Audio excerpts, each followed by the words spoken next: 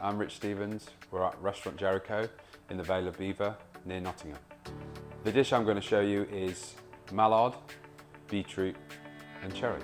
So we will pluck the mallard, we will take the breasts out, we will brine the breasts slightly, we will use the legs and we will confit the legs in butter overnight. We will take the heart out and the liver, and they will be used in other dishes. To prepare the beetroot, we will wrap in tin foil and we will cook in the coals of the fire all day till we get the beetroot where it's nicely soft. We will then make the beetroot mole. We use obviously the beetroots that have been cooked in the fire, so we get a nice smoky flavour through there as well. For the mole sauce, we're going to use some of the beetroots that we've cooked riscaldo in the coals. We're going to blitz.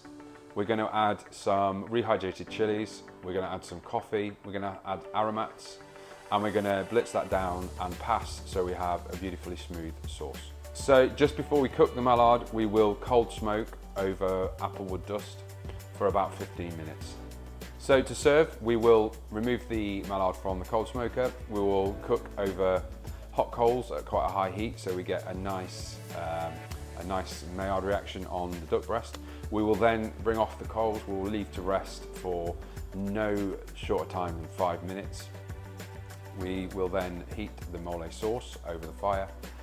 We will then be just slightly reheating the beetroot riscaldo, so the whole beetroot. We will then slice a wedge of the beetroot. We will then slice the duck breast at an angle. We will use 2 pieces per portion of beautifully medium rare duck breast. We will then plate a piece of riscaldo beetroot on the plate.